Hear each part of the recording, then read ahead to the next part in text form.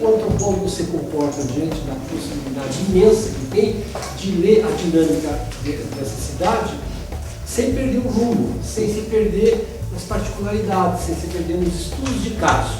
E, por outro lado, sem cair na generalidade. Então, a forma disso acontecer é através de um bom enquadramento metodológico. E, para isso, é preciso ter claro qual é o rendimento que tem a etnografia.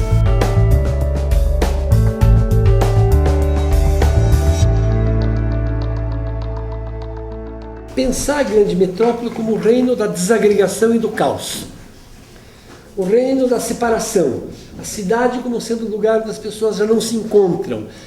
A grande cidade como o espaço onde não é possível mais estabelecer vínculos e sociabilidade, como se pensava que existiam os pequenos aglomerados de cidades do interior. Vocês devem ter lido ou vão ler, por exemplo, aquele famoso texto do Simmel, né, onde ele trabalha com a ideia justamente da grande metrópole e a vida mental, onde ele faz uma contraposição. A metrópole, de certa maneira, ela oferece aos seus moradores um modo de vida que é diferente da pequena cidade ou da comunidade rural, onde todos se conhecem. Na cidade existe a possibilidade não só do anonimato, como do desenvolvimento individual desvinculado daqueles vínculos que faziam com que a pessoa fosse segura, mas ao mesmo tempo presa na coesão social e na perspectiva das pessoas do seu grupo terem uma perspectiva de observância no seu cotidiano. Quem de vocês veio de cidade do interior e conhece sabe muito bem a diferença entre morar numa cidade como São Paulo, passar as férias numa cidadinha do interior onde todos se conhecem e todos estão percebendo como é o cotidiano, ninguém pode sair da linha, seja o que for que seja sair da linha. Está se protegido, mas ao mesmo tempo está se sujeito ao controle social.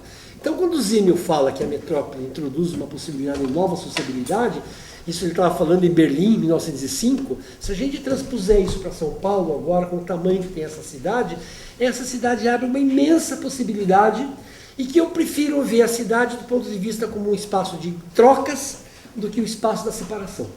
Há alguns autores que trabalham com essa perspectiva de a cidade ser o reino da separação, da segregação e da fragmentação. Eu leio numa outra chave, mais antropológica, que é a cidade é o espaço onde parceiros muito diferentes entram em contato para fazer as suas trocas, materiais, simbólicas, mas é o lugar do encontro. Claro que é do conflito também, mas a troca também supõe o conflito, é preciso saber negociá-lo, por isso existe algo como a etiqueta da cultura urbana que permite que pessoas não mais conhecidas do ponto de vista dos vínculos do parentesco entrem em contato para trocar no sentido mais amplo da palavra, no sentido mosiano da palavra, né?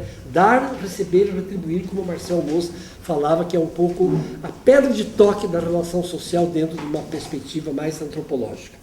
Então, tendo em vista esse quadro de que a cidade, seja qual for a sua escala, é o espaço das trocas, nós podemos agora pensar de que maneira, nesse imenso espaço de trocas, a antropologia pode contribuir para desvendar, de certa maneira, a lógica dessas trocas. Então, aí é preciso, então, pensar que a antropologia, e essa é uma hipótese da qual eu parto, que a antropologia, frente a outras ciências sociais, a sociologia, a demografia, a economia, a psicologia social, ela tem um diferencial. Se ela aplicar o seu método e algumas das suas teorias, ela é capaz de apresentar algo que passa ao largo de outras leituras.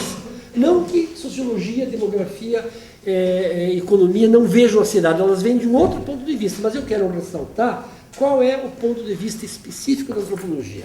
E para isso, a antropologia urbana, ela se volta para o legado, para o patrimônio que ela tem desde que foi constituída. E aí surge a primeira pergunta. Todos sabem que a antropologia historicamente surge por estudo das sociedades de pequena escala. Historicamente ela surgiu para estudar as sociedades que entravam em contato com a Europa imperialista e colonialista, e ela entrava em contato para descobrir, bom, esses povos, inicialmente do ponto de vista evolucionista, são primitivos, mas a antropologia supera a fase evolucionista e entra em contato dizendo, eles são diferentes, eles não são menos evoluídos, não são primitivos ou atrasados. O modo de vida deles é um modo diferente dos países centrais. Então, nesse contexto é que ela vai forjar os seus métodos de pesquisa e as suas teorias explicativas. E é com esse patrimônio que nós contamos quando a gente vai olhar para a antropologia. Então, tem algumas metáforas interessantes de alguns autores, como Evans Pritchard. O Evans Pritchard diz: da porta da minha aldeia, da minha cabana, eu posso ver o cotidiano da aldeia desenvolvendo os seus rituais. Daí eu digo, se eu abrir a janela do meu apartamento, eu jamais vou ver a totalidade da cidade de São Paulo na frente desenvolvendo os seus rituais. Aqui eu preciso construir o meu objeto de tal maneira que eu possa identificar. Numa aldeia é possível ter o contato com a totalidade. Tanto Malinowski diz isso, como Evans Pritchard. A escala da aldeia permite o contato do antropólogo, de certa maneira, com o que está ocorrendo diante dos seus olhos. É uma metáfora. Na verdade, o antropólogo também não tem objeto, quando trabalha com populações indígenas, dado de uma maneira total. Ele também tem que construir.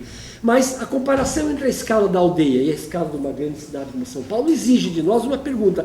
É possível a antropologia, forjada no estudo dessas sociedades de pequena escala, desenvolver métodos que sejam capazes de produzir algum conhecimento novo sobre a cidade? Essa é a dúvida. E a minha hipótese é que desde que nós possamos assumir o legado da antropologia e fazer uma releitura dos seus instrumentos de análise, aplicar para a dinâmica urbana numa cidade do porte de São Paulo. Então, essa é um pouco a hipótese de onde eu parto, né? A antropologia tem o que dizer de forma diferencial, desde que haja uma releitura dos seus métodos, que foram forjados num outro contexto histórico e num outro contexto de escala de população. Colocado isso, a gente pode fazer uma pequena revisão sobre de que maneira, nas ciências sociais em geral, são abordadas a realidade das grandes cidades contemporâneas. São muitas as abordagens, mas eu agrupei de uma maneira didática em dois grandes blocos. Existem estudos que consideram a cidade contemporânea, e principalmente as cidades do terceiro mundo, como é o caso de São Paulo e de outras cidades da Ásia ou da África, como sendo cidades que cresceram demais, frutos do capitalismo selvagem e que se caracterizam pelo caos social. Então essa é uma maneira de acreditar a cidade a qualquer outro problema que ocorre. Deu uma enchente, o trânsito ficou complicado, é porque a cidade é o reino do caos. Ocorreu um assalto nos jardins ou na periferia, a cidade é o reino do caos. De repente isso surge como sendo uma explicação para todos os problemas que a cidade tem.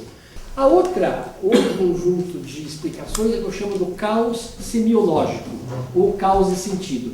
É muito mais aplicado à chamada cidade pós-moderna, ou seja, a cidade em que existe o que o autor chamado Richard Sennett fala das tiranias da intimidade. É um lugar onde o espaço público já não existe. As pessoas estão presas ao seu cotidiano, no seu condomínio, ou então do seu grupo de amigos, das suas pequenas comunidades religiosas ou de lazer, e não entram em contato com a diversidade urbana em função do que ele vai chamar da diminuição do espaço público. O espaço público desaparece nessas cidades pós-modernas e é substituído por contatos face a face que perdem a dimensão pública da cidade. Então não há mais encontro, há uma desagregação de sentido, as pessoas já não trocam mais, não entram em contato com a diferença. Isso seria então um conjunto de análises que eu chamo do caos semiológico.